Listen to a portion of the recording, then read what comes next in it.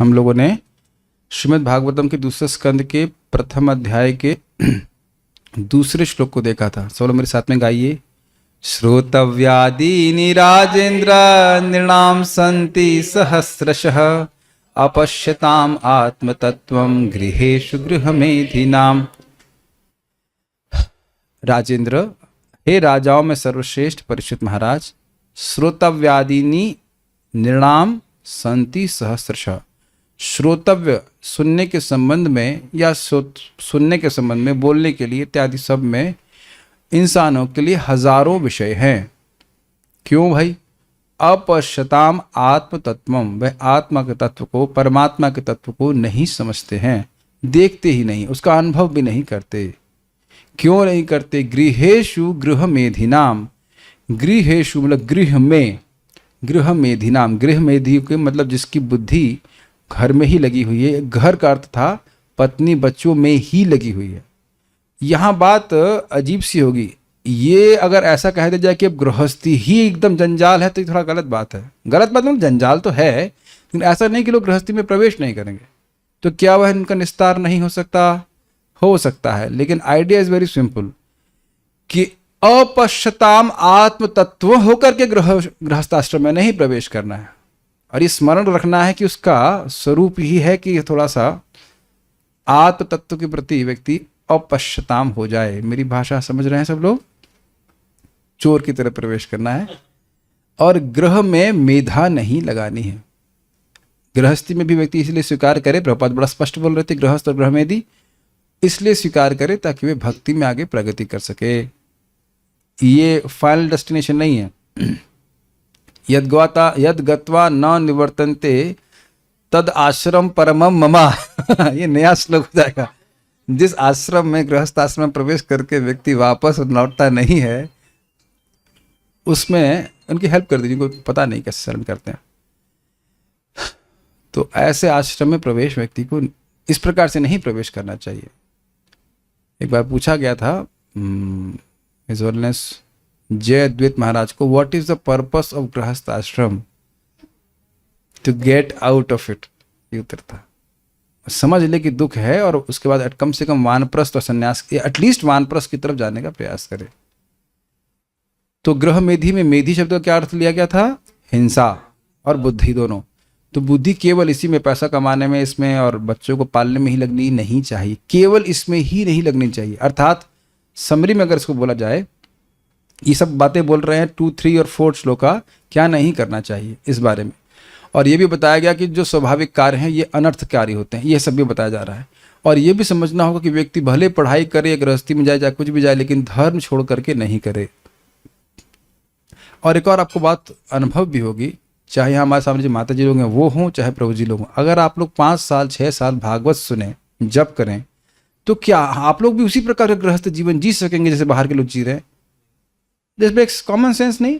हमारे जूम पर भी कितने सारे डिवोटीज हैं जो भले भक्ति में नहीं भी आए थे, अब नियमित रूप से भगवान के बारे में श्रवण करना है, और शाम को सास बहू की सीरियल तो नहीं देखेंगे कोई माता जी। Make sense? ठीक है, घर बच्चों में थोड़ी आसक्ति स्वाभाविक सी बात है और पति की सेवा करना सब कुछ है, लेकिन ये तो नहीं भूल जाएगा ना कि मुझे जीवन का उद्देश्य क्या है। अपश्यताम आत्म तत्वम नहीं होगा व्यक्ति। Okay fine. बल्कि अब खैर ये उदाहरण तो बड़ा एक्सट्रीम है कि शिव जी कथा करते रहते हैं और वो गृहस्थ हैं, पार्वती जी पास में बैठी रहती हैं और बड़े बड़े ब्रह्मचारी और सन्यासी उनको सुनते हैं, नारद जी इत्यादि। तो बात नहीं। और हाँ, इसमें आप आगे भी सुनेंगे, मनु महाराज भी, स्वयं वो मनु भी गृहस्थ हैं, लेकिन वो पूरा एक मनवंतर भगवान की कथा में लगा दिया। और इसी प्रकार से अम्बरीश महाराज के बारे में भी आप जानते हैं, युधिष्ठिर महाराज के बारे में जानते हैं।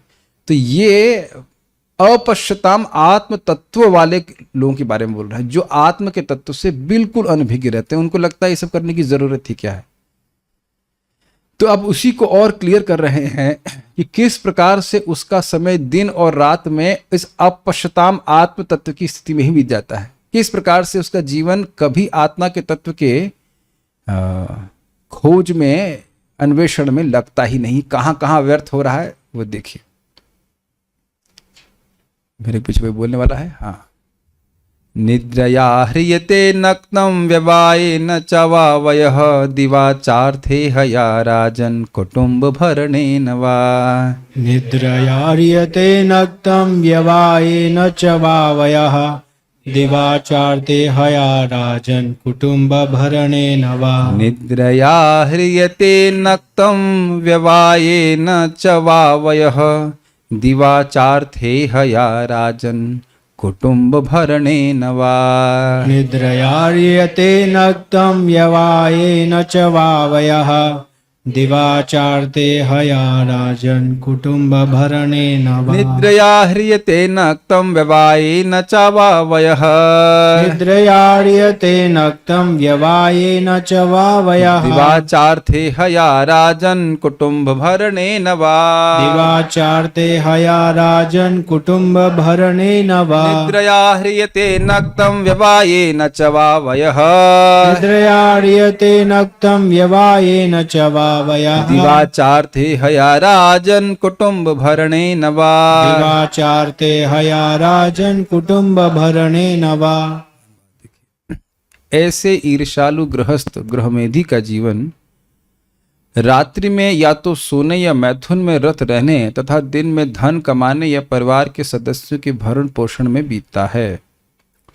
अन्वय देखिए, राजन मतलब हे राजा परीक्षित महाराज, ऐसे ईर्ष्यालु गृहस्थ नक्तम रात्रि में, वा या तो निद्रया यानी सोने में, वा यानी अथवा, व्यवायेना स्त्री प्रसंग में, च अर्थात तथा, दिवा यानी दिन को, अर्थ इहया आर्थिक विकास में, च तथा, कुटुंब पारिवारिक सदस्यों के, भरणेना यानी पालन करने में, वयः ह्रियते अपने जीवन की अवधि को नष्ट कर देते हैं। संस्कृत देखिए, बड़ी सुंदर सुंदर बातें यहाँ पे महाराज बोले हैं, उसको हम रखेंगे।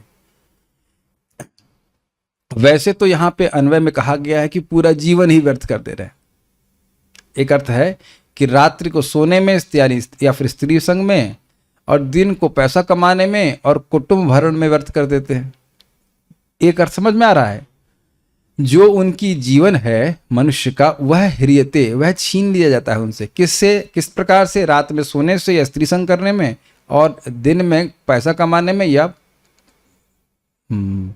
कुटुंब के भरण में। लेकिन एक और अर्थ से आप देख सकते हैं, निद्रा ह्रियते नक्तम, रात्रि में सोने में अपना समय व्यर्थ कर देता है। सोने से व्यक्ति कौन से पुरुषार्थ की प्राप्ति करेगा? अब हम मजाक नहीं बना सकते कि मैं भी सोता हूं और सब लोग को सोना ही पड़ता है, लेकिन एक नियत मात्रा से अधिक सोना ये बहुत बड़ा नुकसान है। ना तो आध्यात्मिक और ना ही भौतिक किसी प्रकार की प्राप्ति नहीं होती, और सोना कोई बहुत बड़ा सुख नहीं है। शरीर की आवश्यकता है और उसके बिना आपकी बुद्धि चलने वाली भी नहीं, तो सोना पड़ता है। लेकिन ये नहीं कि 8 घंटा, 9 घंटा, 10 घंटा, यहाँ तक कि 12-12 घंटा ही सोते हैं। महाराज इस पे उदाहरण दे रहे थे कि देखो भाई, अगर मान लो कोई व्यक्ति 6 घंटा सोता है या 8 घंटा सोता है, जो भी 8 घंटा मान लीजिए, 8 घंटा ठीक है, और वो 100 साल जिया, तो यानी कि 24 divided by 8 is 3, is it not? 1/3, 30 साल वो नॉन स्टॉप सोता रहा। कभी सोचा हमने इस तरह से? बिना सोए तो हम नहीं रह सकेंगे, इसलिए 6 घंटा, 7 घंटा मैक्स, 6 to 7 आवर्स बोला गया है। अब कोई बीमार है तो एक अलग बात है, लेकिन सामान्य स्थिति में इतना ही सोने के लिए बोलते हैं, और वह भी इसलिए ताकि व्यक्ति आगे भजन कर सके। भाई आप लोग भी तो टाइम सोने का प्रयास करते हैं ताकि हम लोग मंगल आरती के समय सोते न रहें, या जो नींद है वो जप में पूरी ना करें, या भागवत क्लास में तो बहुत अच्छी नींद आती है, स्लीप वेल नहीं, लेकिन भागवत में नहीं पूरी करें। तो एक अर्थ समझ रहे हैं, नींद पूरी तरह से समय की व्यर्थ है, इसलिए छीन रहे हैं उसका समय।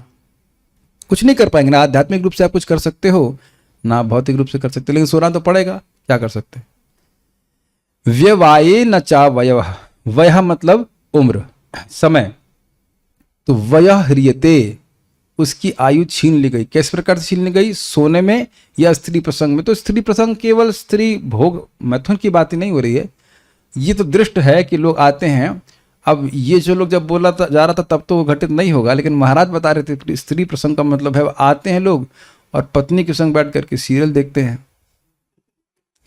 या फिर जाड़े में मूंगफली छीलते हैं, क्या आपने मूंगफली छील रहे हैं, थोड़ा जल्प चल रहा है।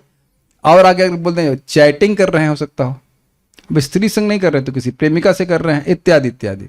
जरूरी नहीं कि स्त्री जो है पति पत्नी ही हो, प्रेमिका से चैटिंग कर रहे हैं, ये सब नहीं चल रहा है क्या आजकल? तो आयु जा रही न व्यर्थ। स्मरण वहाँ कृष्ण का तो हो नहीं रहा है कि जिस प्रकार से रुक्मिणी प्रेम करती थी कृष्ण, ऐसा तो कोई स्मरण नहीं हो रहा है। भूले हुए हैं अपने आत्म तत्व को। Does that make sense? अब इसको दूसरे एंगल से भी बताया गया है। देखिए, जो व्यक्ति जितना भोग में रत होता है स्त्री संग में, उसकी आयु और जल्दी कम हो जाती है।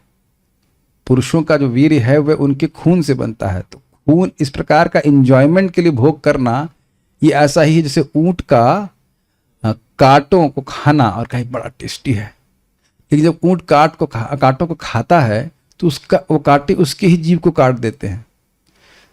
तो वो जब उसके खून से मिल जाता है, खून में अब उसकी जीभ का ही खून या मुंह का ही खून का आस्वादन वह जीभ से करता है, कहता है बड़ा अच्छा टेस्ट है। तो ये स्थिति है।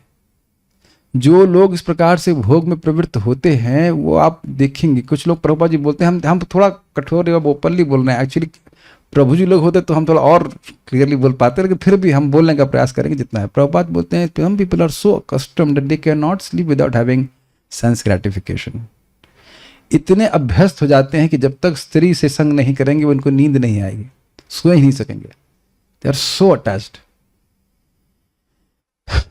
तो ये सारी स्थिति है, और इस प्रकार से अपना कितना जीवन, अपना शक्ति व्यर्थ कर दे रहे हैं, ये वो समझ नहीं पाते। ये तो बात मतलब लोगों को कोई बताता भी नहीं है, और अगर कोई बोले तो हंसते हैं लोग।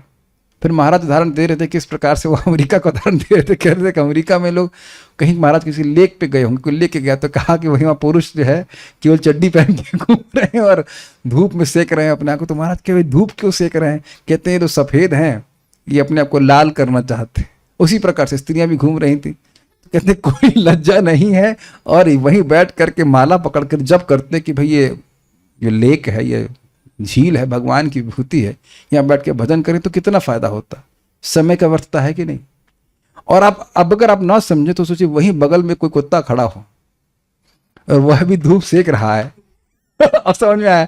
चलिए इसमें मजा नहीं आएगा, कुत्ता नहीं, गैंडा अच्छा लग रहा है, हिप्पोपोटामस।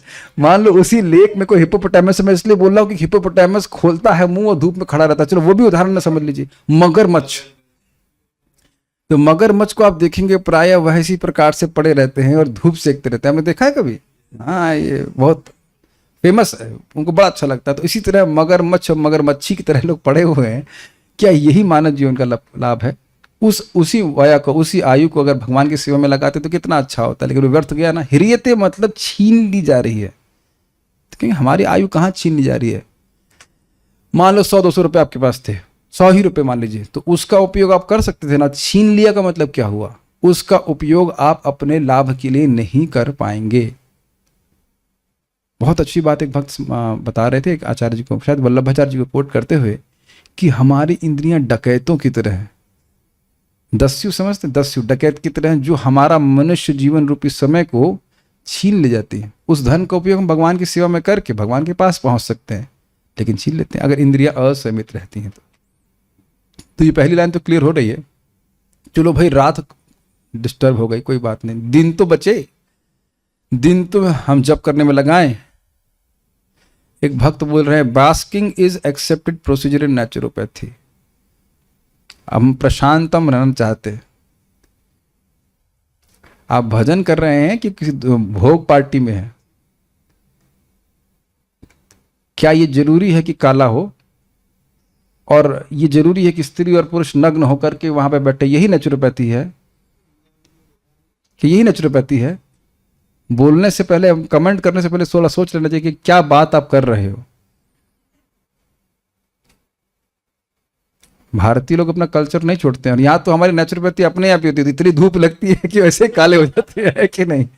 है कि नहीं? कपड़े सहित काले हो जाते हैं, तो कपड़ा उतार के काले होने की जरूरत नहीं है। ये समय की व्यर्थता है, नितांत दुरुपयोग है समय का। और उससे क्या कोई सुख मिल जाएगा? हाँ, कमेंट कह रहे हैं कि ये तो नेचुरोपैथी है, देख रहे हैं।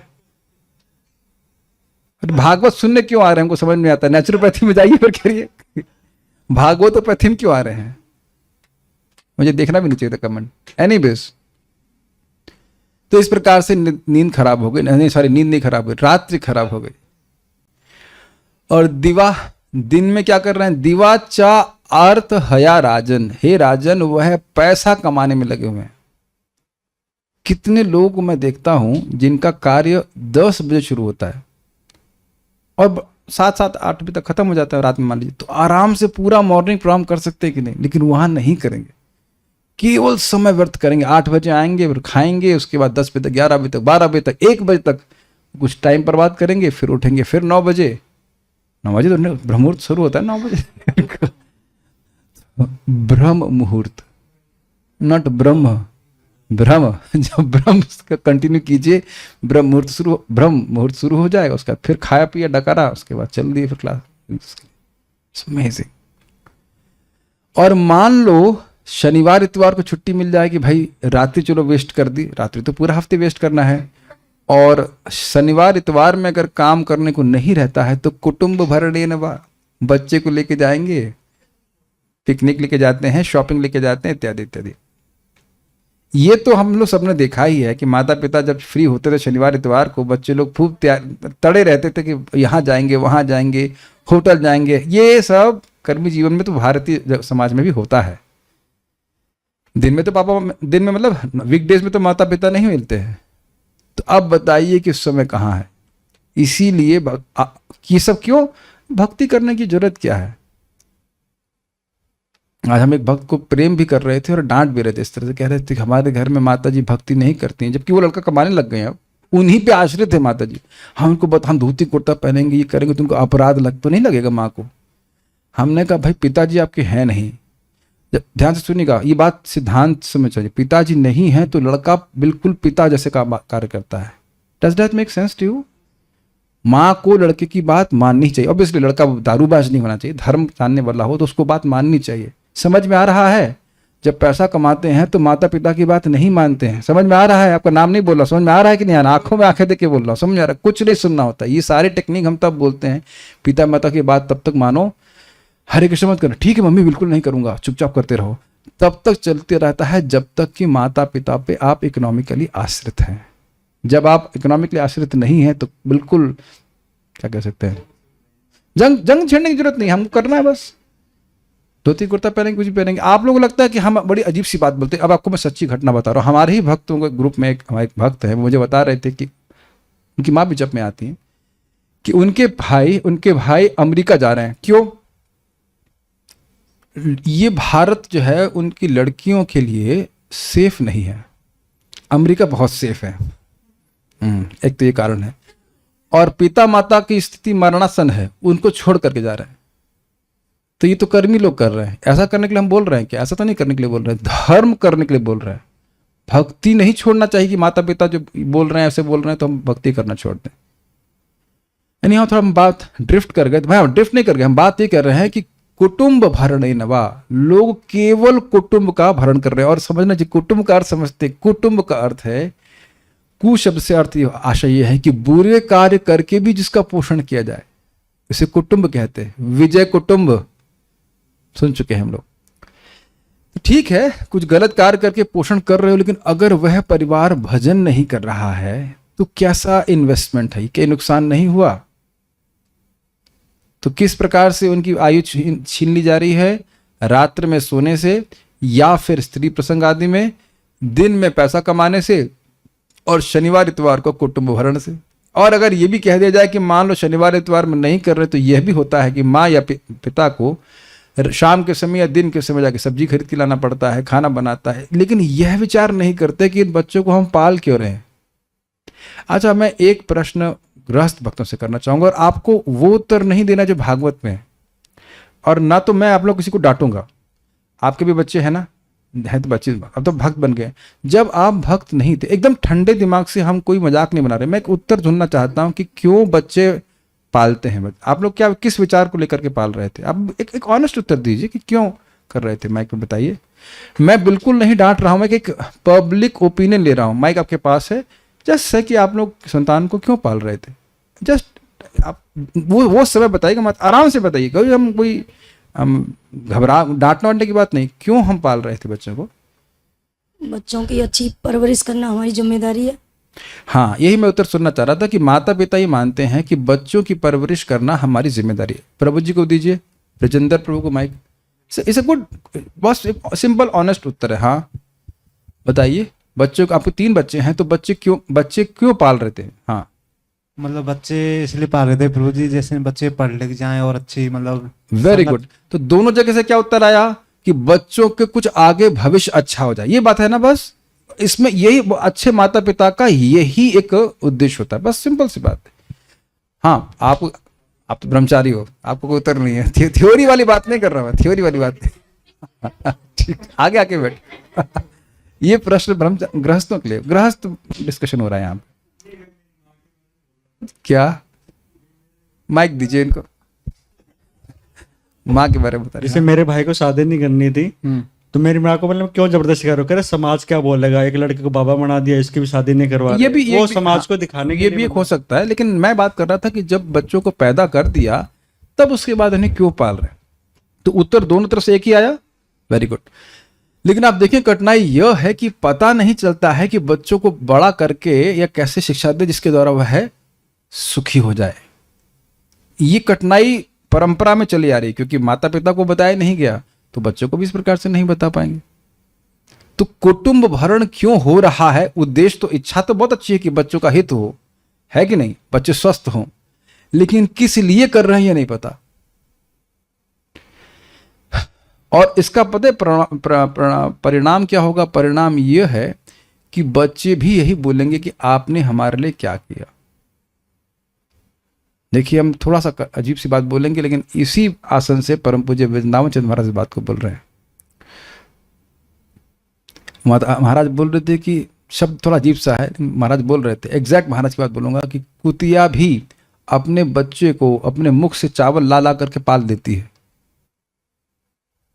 बंदरिया भी पाल लेती, देखते नहीं यहाँ पे। तो क्या इसी प्रकार बच्चों को पालना चाहिए। अगर केवल खिलाया है, पिलाया है, लेकिन यह शिक्षा नहीं दी है कि वो मुक्त कैसे हो, तो इस कुटुंब भरण का क्या फायदा। इसीलिए कह रहे हैं व्यर्थ है। ध्यान दीजिएगा कि बच्चों को पालने के लिए मना नहीं कर रहे हैं। Does that make sense to you. क्योंकि फिर गीता से आप समझेंगे 6ठे अध्याय से, जो योगी असफल हुआ वो ब्रह्मचारी के पैदा नहीं हो सकता है, वो योगियों का ही पैदा होगा। और प्रभुपाद जी भी बोलते थे कि जितने छोटे बच्चे इस कौन में हैं, ये सब वैकुंठ चिल्ड्रन है, उनका ध्यान रखा जाना चाहिए। वो कृष्ण भावना में आगे प्रगति कर रहे हैं। तो छोटे छोटे बच्चे इतना अच्छा मृदंग कैसे बजा सकते हैं। आपने कल ही देखा ना, कल दामोदर भक्तिदेव दामोदर महाराज कीर्तन कर रहे थे, चैतन्य नाम का बच्चा, वो मृदंग पूरा बजा लिया, उसने पूरा बजा लिया मंगल आरती के लिए। सब नाइसली, छोटे बच्चे के हिसाब से बहुत अच्छा बजा रहा है। We can not underestimated. पहली बात तो उठ करके आना बहुत मुश्किल है। उतनी उम्र में कोई 4 बजे वो स्नान करके और एक दिन नहीं बारंबार आता है, डेली आता है, ये कोई आसान बात है। ठीक है, मेरी बात आप समझ पा रहे हैं। यह श्लोक का आशय नहीं है कि कुटुंब का भरण ना किया जाए, कि ये बोला जा रहा है श्लोक में, ये नहीं बोला जा रहा है। बोला ये जा रहा है कि बस केवल कुटुंब का भरण करने में लगा हुआ है, वो भगवान के बारे में चर्चा कथा यह सब जीरो, ऐसा नहीं होना चाहिए। अगर आपको नहीं अगर बात समझ में आ रही, प्रथम स्कंद आपने सुना ना, परीक्षित महाराज के जन्म के बारे में वर्णन है। बच्चे के जन्म के बारे में इतना श्लोक क्यों बोले जा रहे हैं, क्या उत्तर है? क्योंकि वो महाभागवत हैं, वो भक्त हैं। Make sense? ठीक है।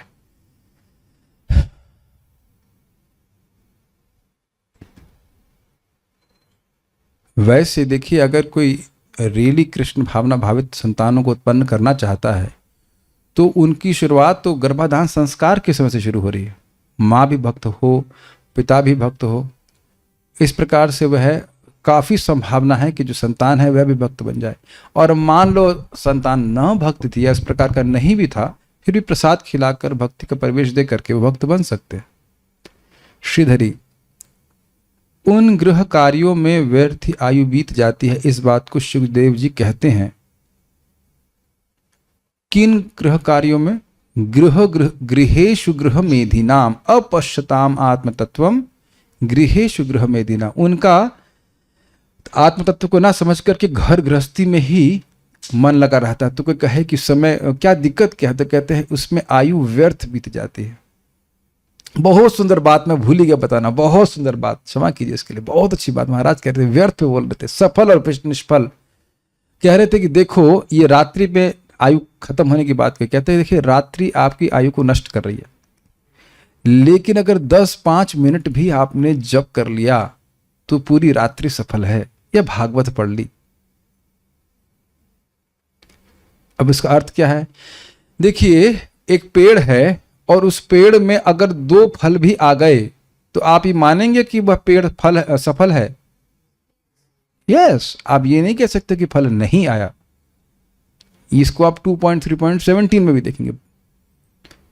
तो एक भी दिन हमारा बीतना नहीं चाहिए जिसमें भगवान विष्णु का या तो कीर्तन ना हो, या श्रवण ना हो, या कुछ भगवान का पूजन, कुछ न कुछ विष्णु कृत्य रोज होना चाहिए। तब हमारी निद्रा या हमारे आयु व्यर्थ नहीं जाएगी। Does that make sense? इस पे महाप्रभु ने कहा एक भक्त ने कि महाप्रभु अगर किसी ने एक क्षण के लिए भी कृष्ण का स्मरण किया है तो उसका बहुत बड़ा लाभ है। महाप्रभु ने कहा हाँ, लेकिन अगर उसने एक क्षण के लिए कृष्ण का विस्मरण किया है तो उसका बहुत बड़ा नुकसान है। I think in that direction, but at least कुछ तो लाभ प्राप्त करें। तो इसलिए केवल इन ग्रह कार्यों में व्यर्थ ही अपनी आयु को नहीं बिताना चाहिए। तो इसलिए विपर्य को बात यहाँ पर बताई जा रही है। गृहस्थ मनुष्य रात्रि में अपनी आयु को या तो सोने में बिता देता है अथवा स्त्री के साथ संगम करने में बिता देता है। दिन में वह अपनी आयु को धन कमाने की इच्छा से उद्योग करता हुआ बिता देता है। क्या आप लोग ने कभी इस प्रकार से देखा है कि लोग बहुत प्रचुर मात्रा में कर्म करने के लिए उद्यत हैं, बहुत ज्यादा? और अगर आपने नहीं देखा है तो पैसे खर्च करके अजमेरी गेट का, हम मायापुर की ट्रिप तो नहीं करा सके लेकिन अजमेरी गेट की ट्रिप जरूर कराने की इच्छा है। आप लोग कर लीजिएगा, मैं यहां से, इज इट नॉट? चाहे यहां तो चलिए सब राधे राधे हरे कृष्ण करते हैं, लेकिन आप जाइए अजमेरी गेट में। हाँ दिल्ली जाइएगा, मतलब देखा ही होगा आपने। मेरी बात कुछ समझ पा रहे हैं? बॉम्बे तो जाए, बॉम्बे का तो खैर कहना ही क्या, आप रह चुके ना बॉम्बे में, दिख रहा है ना, सब अंधे गाड़ी चला रहे हैं गाड़ी चला रहे हैं, मोटरसाइकिल अंधे चला रहे हैं सब, अपश्यताम आत्म तत्व। या आईआईटी या कहीं पे भी आप जाइए, भरा हुआ है जगत इन्हीं जैसे लोगों से। बहुत उद्यम कर रहे हैं, बहुत उद्यम कर रहे हैं, बल्कि कहा जाए बहुत उद्यम कर रहे हैं उनको लग रहा है हम बहुत उद्यम कर रहे हैं, कोई रिजल्ट नहीं निकल रहा है। और अभी भी ना समझ पाए तो उनको मार दीजिए 1 सेकंड के। मान लो जिस व्यक्ति को आप देख रहे हैं बहुत मेहनत कर रहा है, उसका फास्ट फॉरवर्ड करके वहां पहुंच जाइए जब वो मरने वाला है, तब वहां से पीछे से देखिए कि जो इतना उसने प्रयास किया उसका क्या वैल्यू है। इसलिए कह रहे व्यर्थ बता रहा है। और अगर दूसरों को नहीं देखना चाहते तो अपने को देखना चाहिए कि मान लीजिए हमें कल ही मरना है, तो अब यहां जो हमने बहुत बड़े बड़े कार्य किए उसकी क्या वैल्यू हो गई? यस, आपके बॉस मर चुके हैं, इज इट नॉट? पिछली कंपनी में जो थे आपके मित्र मर चुके हैं। मित्र मतलब 1 साल ही तो बड़ा था ना वो। ऐसे मेरा भी, मुझे याद है कि मेरा एक मित्र, उसका नाम था सलिल, और उसके भाई के संग में क्रिकेट खेल के आया था, और पता नहीं एक 6 महीने के बाद ही मालूम चला कि वो मर गया। स्वस्थ था बिल्कुल। ये हम कई बार बोल चुके हैं, हमारे मित्र की पत्नी 3 दिन में मर गई। कितने सपने होंगे ना उसके। And they lived happily ever after, something like that. अभी हमारे भी हम एक रशियन भक्त थे, उनकी शादी हुई थी। उसके बाद मैं बोला कहा माता जी कहाँ? कहते हैं गई उन्होंने कहा माता जी कहाँ गई, दिख नहीं रही? कहते हैं गई, फिनिश्ड। ऐसे मेरे गुरु भाई की शादी हुई थी, वो अपने, मुझे पता नहीं था उनकी बच्ची घूम रही थी, वो दादी संग। हमने कहा वो आए, हमने कहा क्या हुआ? बाद में मालूम चला कि उनके पत्नी का तो देहांत हो गया। कितने लोग हमारे, जब मैं ज्वाइन किया था श्याम कृष्ण प्रभु थे वहां पे, 35, उस समय शायद 35 साल के होंगे, वो शरीर छूट गया। और कुछ समय बाद उनकी पत्नी का भी शरीर छूट गया। हमारे गुरु भाई थे वो। एक भक्त थे जो आयुर्वेद में बहुत एक्सपर्ट थे, कुछ नहीं, ई रिक्शा में मृत्यु हो गई। झटका लगा, मर गए। बताइए, कुछ समय उनकी पत्नी भी मर गई। अरे ई रिक्शा सबको नहीं मार रहा है, कहने का अर्थ है कि जहां हमारा समय है आने का, मर जाएंगे। तो आप पीछे मुड़ के देखिए ना, जो हमने भौतिक किया उसका क्या वैल्यू है।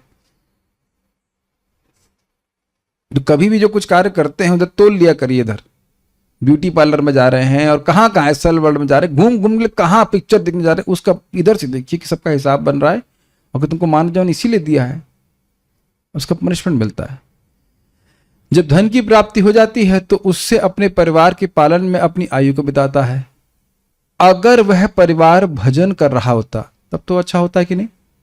पत्नी मान लीजिए सुबह उठ के मंगल आरती जा रही हैं, जब कर रही हैं, बच्चे कर रहे हैं, तब तो बहुत अच्छी बात है।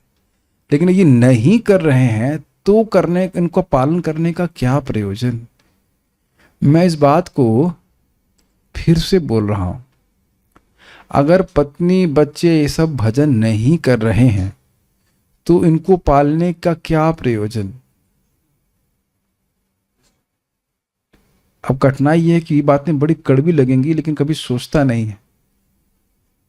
ऐसी जगह इन्वेस्ट करें जहां आपको कुछ ना मिले, तो क्या ऐसी बुद्धिमानी है। और ना मिले, चलो जीरो मिले तो कोई बात नहीं, और नेगेटिव बैलेंस मिले तो what do you think about that. अगर लड़का भजन कर रहा है, मान लो 16 माला जब कर रहा है, 4 माला कुछ भी कर रहा है, तो उसको प्रसाद खिलाया, कुछ खिलाया, तो वह पुण्य हुआ कि नहीं। Is it not. पत्नी ने को के पास लेके आए दाल चावल सब्जी जो भी कुछ लेके आए, और वह फिर उसके बाद आरती में भी मालूम, मतलब जी आरती कर रही हैं, भगवान की सेवा कर रही हैं, तो उससे पति को फायदा हुआ कि नहीं। जो भजन पत्नी ने किया उसका फायदा उसको मिलेगा। लेकिन अगर पत्नी टीवी देख रही है, यूट्यूब शॉर्ट्स देख रही है, या यूट्यूब पैंट देख रही है, जो भी, जो शर्ट पैंट जो भी है, तो अब पति को क्या लाभ हुआ। उसकी मेहनत तो व्यर्थ गई कि नहीं गई। ये सोचने वाली बात। और अब देखिए, आप लोग कहेंगे सब बातें तो पता है, तो सारे लोग कर क्यों नहीं रहे। मैं एक सिंपल बात बता रहा हूं। अभी आज ही हम भक्त से बात कर रहे थे, हम थोड़ा सा प्रेम से डांट रहा था, समझा रहा था। कह रहे कि हम नौकरी करते हैं तो वहां वो लोग जो खाते हैं वो हम नहीं खाएंगे तो उन्हें बुरा लगेगा। लेकिन आप यह नहीं सोच रहे हैं कि जिसने आपको ये जीव दी है उसको बहुत बुरा लगेगा। भगवान कृष्ण को बहुत बुरा लगता है अगर हम अनअर्पित चीजें खाते हैं। उधर नहीं सोच रहे हैं, जो मेन बॉस है उधर से उसको सोच नहीं रहे हैं, और यहाँ के चिल्लर मिल्लर बॉस के बारे में सोच रहे हैं। इस मनुष्य जीवन की व्यर्थता हुई कि नहीं। ये बात बहुत इंपॉर्टेंट है। जब धन की प्राप्ति हो जाती है तो उससे अपने परिवार के पालन में अपनी आयु को बिताता है। ये लाइन समझ में आ रही है। इस कुटुंब भरण में अपनी आयु को व्यर्थ कर रहे हैं। इस पे मैं कहानी सुनाना चाहता हूँ। Would you like to hear a story? Yes, everybody likes to hear a story. एक व्यक्ति था, उसकी एक रिकरिंग थी। रिकरिंग समझते हैं, हर महीने इतना पैसा जमा करना चाहिए। तो उसने बड़ी निष्ठा से पूरा जीवन पैसा जमा करता रहा। बूढ़ा हो गया वो, तब उसके मरने का समय आया। तो डॉक्टर ने कहा कि आपके पास अब कुछ महीने ही बाकी हैं जीवित रहने के लिए। तो कहा भाई जब मरना ही है तो जरा देखें कितना पैसा इकट्ठा हो गया है। तो गया बैंक वाले के पास, मैनेजर साहब के पास। उन्होंने कहा कि भाई कितना पैसा इकट्ठा हुआ। कहता एक भी नहीं।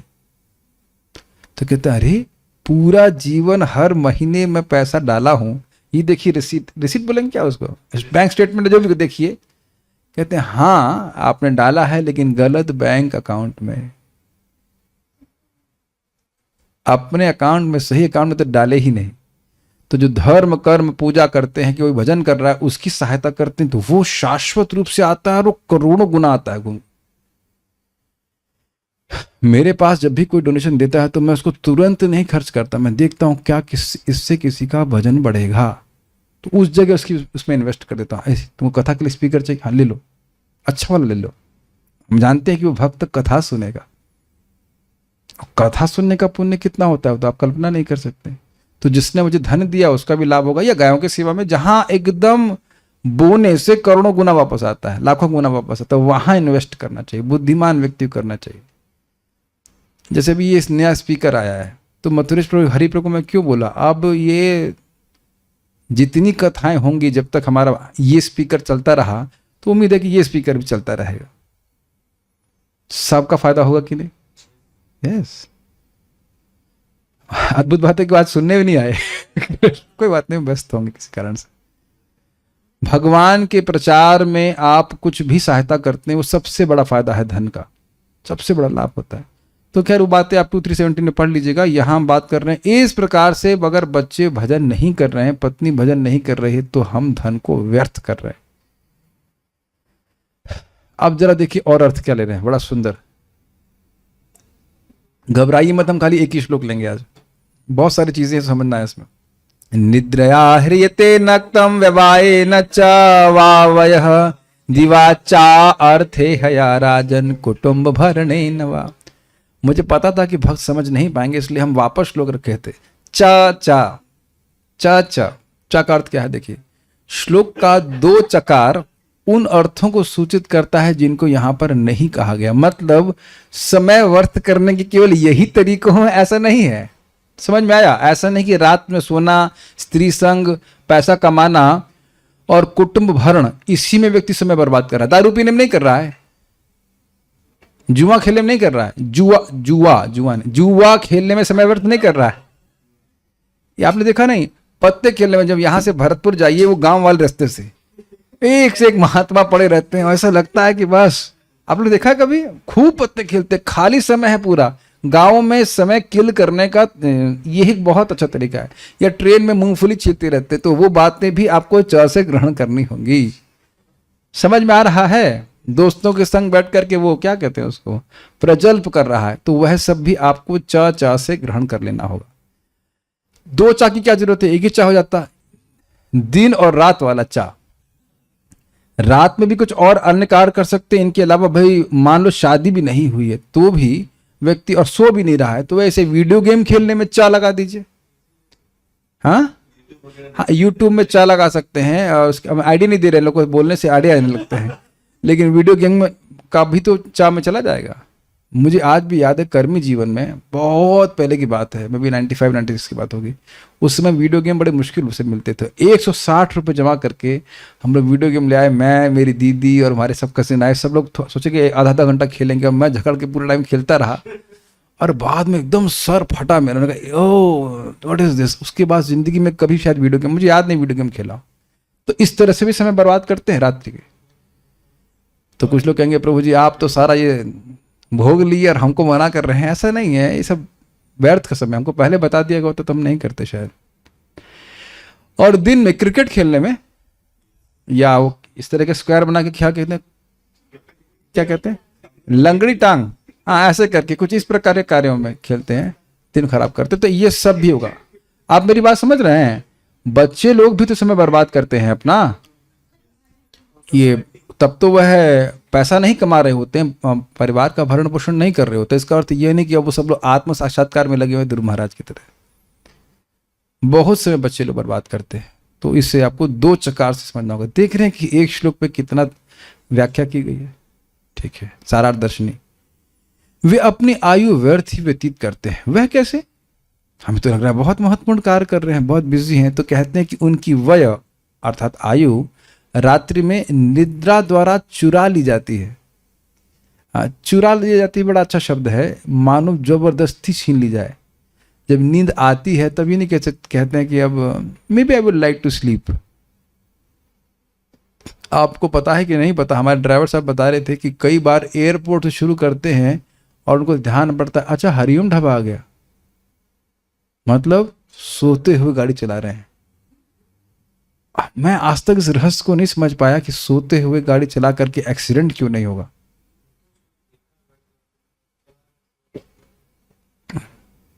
महाराज पे बहुत अच्छा बोल रहे हैं कि भाई आप कहीं जाते हैं तो 1000 रुपए का रूम खरीद लेते हैं, सामान्य बात है, 1000-1200। तो इसीलिए ना कि 1200 रुपए में नींद हमको ठीक से मिल जाए। नींद के लिए नींद ही तो खरीद रहे हैं 1200 रुपए में। 1200 रुपए में नींद खरीदेंगे और टमाटर वाले से 2 रुपए के लिए झगड़ेंगे। करते कि नहीं? करते कि नहीं? भारत में अद्भुत है ये लोग। ये रिक्शे वाले को 10 रुपए के लिए से खून चूस लेंगे, और ये होटल वाला आपसे 1200 रुपए लेगा, 2000 लेगा, उसमें कोई कठिनाई नहीं है, नींद आ जाए ठीक से।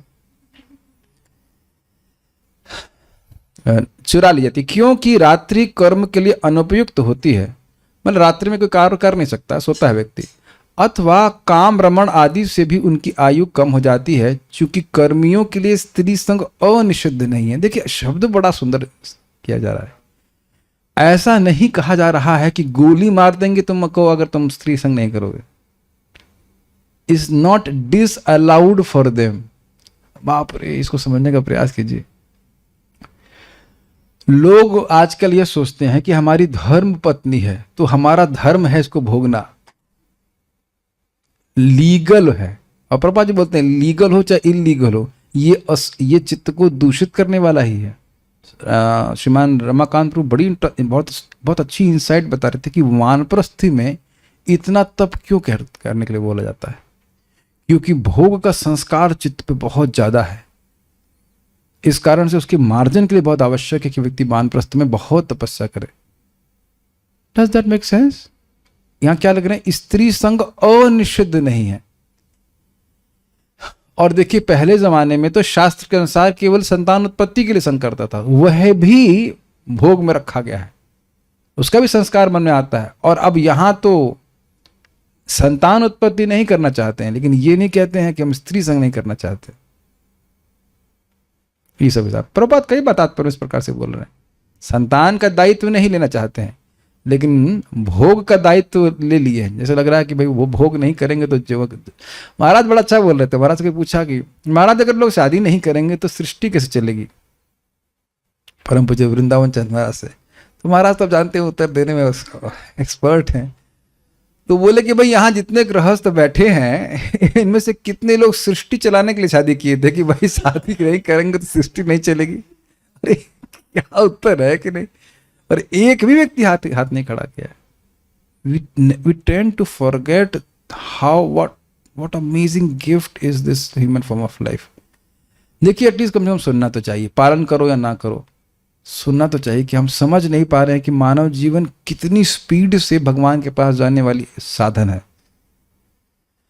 और उसको अगर समान शब्द में कहें, तुच्छ भोगों में व्यक्ति व्यतीत करके सोच रहा है कि बड़ा सुख प्राप्त हो गया। ये आगे और आएगा भी।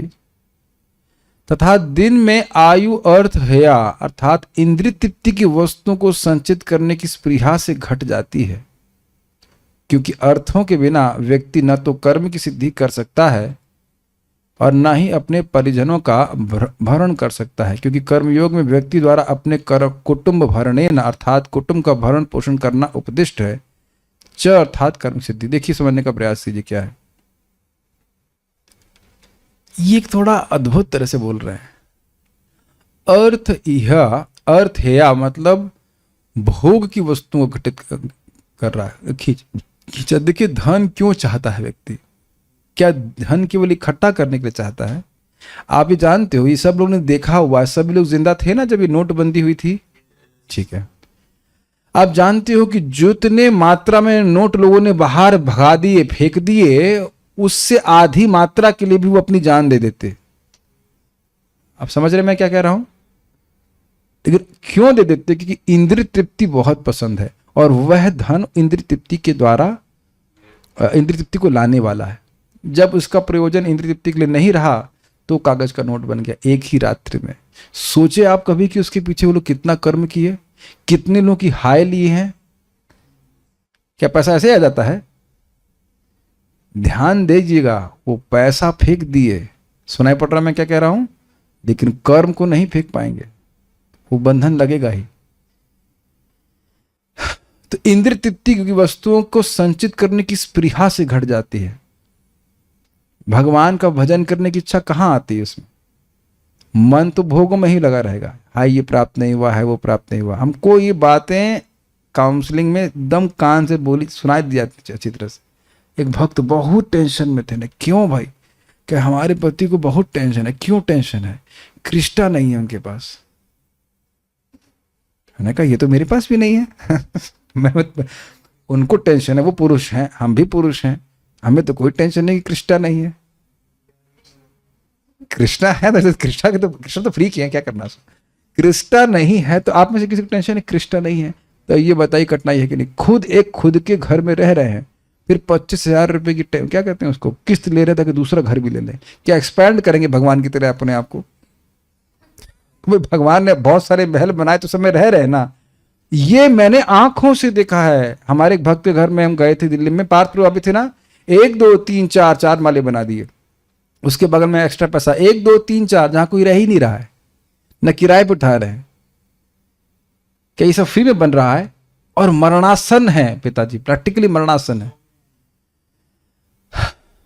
और उनको बोल रहे हैं भजन कर लो भजन कर लो, और ये 5 AC का पैसा कौन देगा? क्या क्या बहाने, बेसिकली भगवत विमुखता को ढकने का प्रयास कर रहे हैं। ये बात है। आप मेरी बात समझ गए? भगवान का भजन नहीं करना है तो उसको लीपा पोती करने के लिए लोग बोलते हैं कि हमारे पास समय नहीं, हमको ये करना है, हमें वो करना है, इत्यादि इत्यादि। ये आप देखेंगे कि जो व्यक्ति नाम जप करता है, स्पेशली 16 माला अगर कोई व्यक्ति सुबह करने का नियम पकड़ ले, उसकी बुद्धि भगवान शुद्ध कर देंगे कि हम जो वस्तुएं मेरे आसपास इकट्ठी की गई हैं उनका मैं प्रयोग ही नहीं कर रहा हूँ। क्या आप में से ये अनुभव किसी को हुआ है कि आप अपने रूम में कोई वस्तु देख रहे हैं कि 6 महीना हो गया, इस वस्तु का मुझे कोई उपयोग नहीं है, किसी तरह आ गई, इसको बाहर करो? If you have that temperament, that is very good. ये वैराग्य का लक्षण है। नहीं तो लोग बस खाली ना इकट्ठा, ये चम्मच हम इस्तेमाल करेंगे करेंगे, बढ़ते जाते हैं। यहाँ तक कि एक भक्त मुझे बताए भी कि 15 से 20 दिन वो काम किए, कुछ 15-20 हज़ार रुपए की नौकरी रही होगी, उसको छोड़ने में कठिनाई हो रही थी, छोड़ दिए अंततः। और ये मैं अपना अनुभव बता चुका हूँ कि मैं जब जॉब छोड़ के मतलब आ रहा था, जॉब छोड़ने में तो कोई दिक्कत नहीं थी, लेकिन 3,000 रुपए के जो बर्तन खरीदे थे उसमें उसको लेके चले। मैंने कहा क्या करेंगे उसका? इस प्रकार की आसक्ति हो जाती है, घट जाती है, वस्तुओं को संचय करने की स्पृहा से घट जाती है। ये सामान ले आओ, वो ले आओ, इत्यादि इत्यादि इत्यादि। ठीक है, तो भाई नहीं लाएगा तो कैसे परिवार का नियोजन होगा? नियोजन बोलते ना, परिवार का नियोजन, पालन, सॉरी पालन नहीं, हाँ नियोजन, पालन होगा इत्यादि। तात्पर्य हम एक श्लोक लेके ही रुकेंगे, अगला श्लोक कर लेंगे। वर्तमान मानव सभ्यता मुख्यतः रात्रि में सोने तथा मैथुन करने और दिन में धन कमाने और उसे परिवार के भरण पोषण हेतु खर्च करने के सिद्धांतों पर आधारित है। तो आप देखेंगे कि जो मैंने प्रश्न किया था वो इसके आधार पे किया था। याद आ रहा है आप लोगों को प्रश्न कि बच्चों को क्यों पालें? क्योंकि बच्चे पलने चाहिए बस। और मैं फिर उदाहरण दे रहा हूं, मैंने जब ये देखा, हमारे रिश्तेदार की, मेरी बहन की बेटी ये रट रही थी कि MS वर्ड में राइट जस्टिफिकेशन क्या होता है, राइट अलाइनमेंट, सॉरी, हमको लिटरली बहुत दुख हो रहा था। आप लोग मेरी बात समझ रहे हो, जो MS वर्ड चलाते हैं, माइक्रोसॉफ्ट वर्ड में ये मगने का क्या फायदा? आप लोग भी चलाते हैं, मगे आप मगना, याद किए कि भाई इसमें राइट अलाइनमेंट क्या होता है। और मान लीजिए उस बच्चे ने 99 के 100% नंबर भी आ गए, इसका मतलब क्या हुआ? मान लीजिए मैं एक नया सिलेबस तैयार करूं जिसमें बोले कि भाई झाड़ू इसको कहते हैं और पोंछा इसको कहते हैं, और उसमें अगर आपके 100% नंबर आ भी गए तो उससे हो क्या जाएगा? समझ रहे ना मेरी बात? कितना टाइम वेस्ट है। आप में से अगर अभी भी आप लोग को नहीं समझ में आ रहा हो तो अगर ये चॉइस दी जाए कि वापस आप 5 साल के हो जाएं, फिर नर्सरी में जाना पड़े, तो नहीं, बिल्कुल नहीं। यस, सिर जब कीजिए, कितना वेस्ट है ना। यह अगर कहा जाए कि दोबारा पैदा हो और मतलब पुरुष शरीर मिले और ब्रह्मचारी आश्रम में, मतलब समझ रहे, जो ट्रेडिशनल ब्रह्मचारी आश्रम में है वहां जानने को मिले, भक्ति का संस्कार प्राप्त हो, तो फिर भी व्यक्ति स्वीकार कर लेगा। लेकिन ये कचरा पड़ने के लिए कौन जन्म लेगा? है ना। इस तरह की मानव सभ्यता भागवत विचार द्वारा, धारा द्वारा निंदित है। बहुत सुंदर बात महाराज बता रहे थे इसमें, कह रही देखिए श्रीमद् भागवतम जीवों के संग बिल्कुल धोखा नहीं करती। जो भी कैटव धर्म है उसको बाहर निकाल दिया गया है। गृहस्थ आश्रम की इस प्रकार की निंदा अन्य शास्त्रों में नहीं मिलेगी, क्योंकि देखिए जीव गृहस्थी नहीं है। Does that make sense? जीव गृहस्थी नहीं है, आत्मा कोई गृहस्थ नहीं है।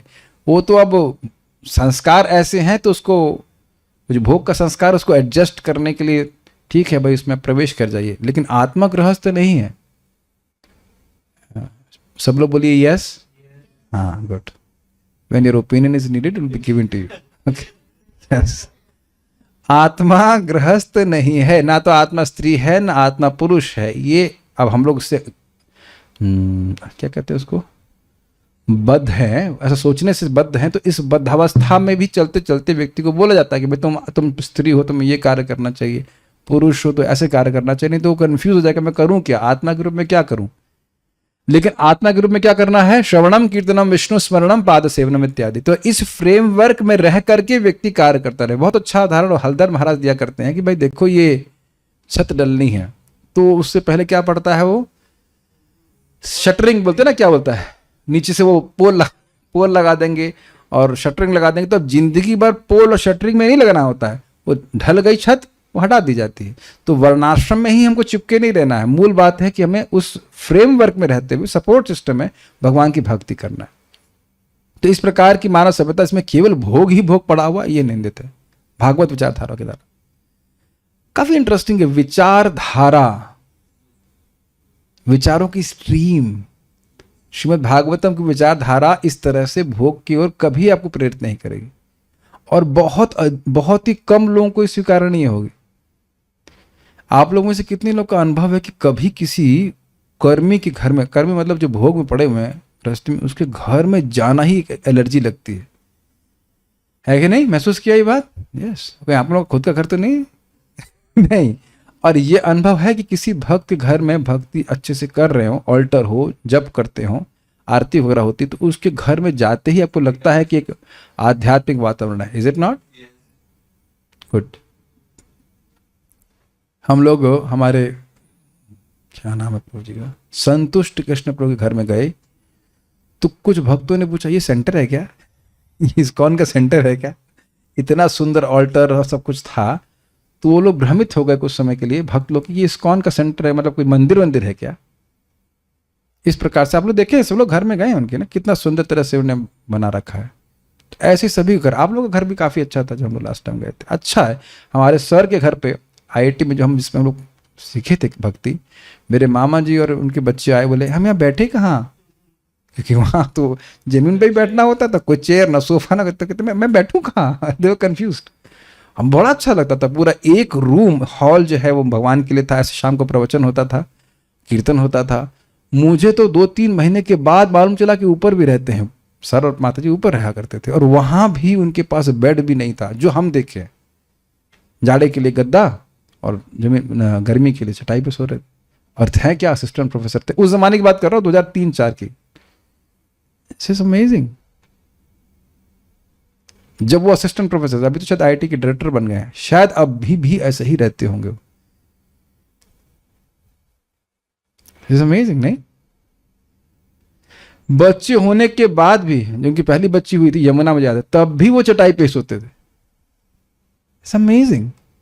तो ऐसे भक्तों को हम आंखों से देखे हैं कि हाँ भाई भोग परिहार करके, बस हम नाम, हमको बड़े अच्छा लगता है इस प्रकार के भक्तों का भी गुणगान करने के। They are not materialist. और रोज मंगल आरती होती, जब करते इस प्रोग्राम को, सर भागवतम क्लास देते हम, वो देते थे, हम लोग रोज, मैं नहीं रोज आता था, लेकिन एक अलग बात थी, हमको समझने में थोड़ा समय लगा, लेकिन ये अनुभव था कि गीता क्लास सुनने के बाद पढ़ाई नहीं होती थी। ये तो देखा था कि पढ़ाई नहीं हो पाती। आप लोग भी वैसा अनुभव, सद अनुभव हो रहा होगा कि पढ़ाई नहीं हो पाती। हाँ, चूंकि मानव जीवन भौतिक पदार्थ तथा आत्मा का सम्मेल है, अतएव वैदिक ज्ञान की पूरी प्रक्रिया आत्मा को पदार्थ के संदूषण से मुक्त करने की दिशा में प्रेरित रहती है। ये थोड़ा समझिए, बहुत अच्छी लाइन है। आत्मा कैसी है? सच्चिदानंद। पदार्थ कैसा है? अचिद असत निरानंद। तो उन दोनों का मेल किया गया है अविद्या शक्ति के द्वारा, अन्यथा मेल होना संभव नहीं है। ठीक है, तो आप समझ रहे हैं वैदिक किधर लेके जा रही है? आत्मा को इससे पृथक करो, इसकी आसक्ति से मुक्त करो और भगवान के पास भेज दो। ये है वेद का उद्देश्य। सिंपल।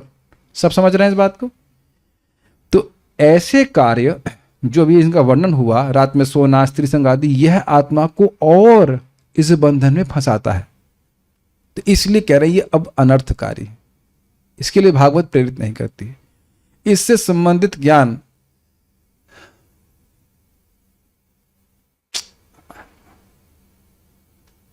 बात मन में आ रही है, बोल दे। आप देखो कि कोई लड़का या कोई लड़की शादी जब तक नहीं होता तो अकेले भी रूम पे सोते हैं, है कि नहीं? सभी लोग सो ही रहे कि नहीं? शादी के बाद बड़ी अजीब सी बात हो जाती है, आप उसके आगे समझ ही सकते हैं। What a amazing conditioning, as if कि बस इसी के लिए हमारी जिंदगी बनी है। देख रहे हैं, और बिल्कुल भूलते जाता है व्यक्ति कि मैं किस लिए हूं। हो सकता हो कल वो व्यक्ति गायब हो जाए।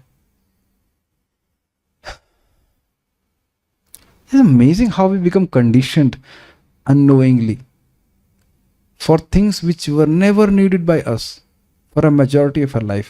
मान लीजिए 25 साल तक किसी की शादी नहीं होती है तो 25 साल तक प्राय सब लोग अकेले सोते हैं कि नहीं? मतलब छोटे बचपन के छोड़ दीजिए, और उसके बाद इतनी आसक्ति हो जाती है कि बस डबल बेड ही चाहिए। This is very abominable, abominable।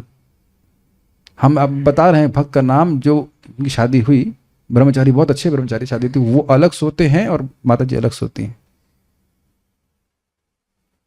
Now this may all seem very, how to say, revolting to conditioned souls। वैसे आजकल भी होने लग गया है, लोग पत्नी काम कर रही है अहमदाबाद में, पति काम कर रहा है बॉम्बे में। मेरा एक मित्र से बता रहा था, तो इसी प्रकार से वैराग्य का अनुशीलन कर रहे हैं। That's a different thing, but the other way around is there. और इसी कारण से भोग को केंद्र में रखा गया कोई भी संबंध टूटेगा ही। आप पढ़ लीजिएगा भागवत गीता में स्पष्ट रूप से रजोगुण के सुख के बारे में। ये दिन जिंदगी में देख लीजिएगा कि जिस संबंध में हमने भोग को केंद्र में रखा वह संबंध खट्टा ही हुआ, और जिस संबंध में हमने देखा कि हम सामने वाले को कैसे कृष्ण के और पास लेके आते हैं वह संबंध और बढ़ जाता है और अच्छा हो जाता है। Does that make sense? अब पता नहीं, हम लोग रोज कीर्तन करते हैं, कभी हमें सोच रहा था कि काश मुझे प्रेम मिल जाए और आप सब लोगों को, तो कितना आनंद आएगा कीर्तन में। अभी तो हम लोग अनर्थ निवृत्ति में जूझ रहे हैं। अरे निष्ठा तक पहुंच गई, रुचि आसक्ति में पहुंच गए तो घड़ी कौन देख रहा है? और ये मैं इसलिए बोल रहा हूं क्योंकि महाप्रभु की लीला में हम देखते हैं रात भर कीर्तन हो रहा है, रात भर कथा हो रही है। How much they are relishing. Mahaprabhu बोले, एक महाप्रभु महाराज कथा कर रहे थे, महाप्रभु बोले तुम लोग रात्रि में सोने में टाइम क्यों बर्बाद करते हो, निद्रा ही रहते, हरे कृष्ण मंत्र करना चाहिए। तो सभी भक्तों ने बोला हरि बोल, जैसा कि यहां पे बोला। महाराज ने कहा यही बात महाप्रभु आपसे बोलते तो आप हरि बोल नहीं बोलते? नहीं, हमको सुना है। और शिवराम महाराज बोल रहे थे, इसी पे कह रहे थे कि महाप्रभु की लीला में संलग्न होने के लिए आपको दिव्य शरीर चाहिए। दिन में कीर्तन और शाम को कथा, और उसका दिन में फिर कीर्तन, उसका शाम को फिर कथा, सोने का अवकाश ही नहीं है। इस प्रकार से खैर हम बात समझ रहे हैं। मैं क्या कह रहा था कि ऐसे कार्य को हमको नहीं करना चाहिए जिससे हम ये शरीर ही भावना हमारी बढ़ जाए। ये इस प्रकार से वैदिक ज्ञान हमको प्रेरित करता है। फिर प्रश्न होगा तो फिर क्यों वेद में इस प्रकार से लिमिटेड सेल्स ग्रेटिफिकेशन के लिए बोल रहा है? क्योंकि वो करेगा ही, इसलिए उसके चित्त को देख करके बोला जा रहा है कि वो भोग करेगा ही तो इसलिए ठीक कुछ नियम ला करके ठीक है गृहस्थ आश्रम में जा सकते हो। और लेकिन उसमें नियम बहुत सारे, महाराज बता रहे थे ना, अभी क्लास में सुना था कि नहीं सुबह, कि भाई भोग करने का इंद्रिय तृप्ति की छूट है, अनिषिद्ध नहीं है गृहस्थी में, लेकिन उसका पेमेंट बहुत बड़ा है। अगर आप इसको हम थोड़ा और एलैबोरेट करें कि मान लीजिए किसी रेस्टोरेंट में जाते हैं और कोई आइटम है, लेकिन उसके ऊपर आप वो देख लें कि भाई 1500 रुपये की एक कटोरी है, तो कहेंगे ठीक है हम इडली सांभर खा लेते क्यों, है कि नहीं? करते हैं कि नहीं? कितना सुंदर उदाहरण निकल रहा है कि नहीं? ये सब दृष्ट है कि रेस्टोरेंट में जा रहे हैं कि आइटम बहुत आपको लग रहा है कि बड़ा अच्छा है, लेकिन उसका पेमेंट देखने कि बहुत बड़ा है तो छोड़ देता है, बहुत महंगा आइटम है। लेकिन यहाँ कितना बड़ा पेमेंट है। हम अपने पिताजी को देख रहे हैं, मैं पिताजी के जीवन देख रहा हूँ, पूरा जीवन उनका चला गया मुझको पालने में या मेरी बहन को पालने में। एटलीस्ट मैं तो देख पा रहा हूँ, ऐसे मेरे बाबा जी को भी चला गया। ये सब हम अगले श्लोक में देखेंगे, लेकिन मुझे तो दिख रहा है किस प्रकार से पूरा मेहनत कर रहे हैं, ठंडे पानी में खड़े होकर काम कर रहे हैं, बारिश में देख रहे हैं।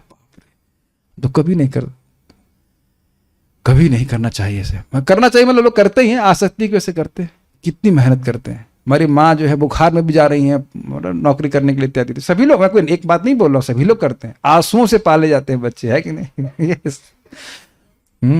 और वो आंसू और निकलवा देते हैं उसके बाद भी आंसू निकलवा देते हैं। मैं इस पर एक और बात बोलना चाहूंगा, व्यर्थ क्यों है जरा सोच लीजिए। एक कथा है कि एक व्यक्ति ने कुछ बोला भीम को उस संबंध में कि देखो, एक कुआं है और उससे एक बाल्टी है, और उस बाल्टी से पानी निकालते हैं और 5 बाल्टी में पानी भर देते हैं, लेकिन वो 5 बाल्टियां मिलकर एक बाल्टी को नहीं भर पाती। इसका क्या मतलब है?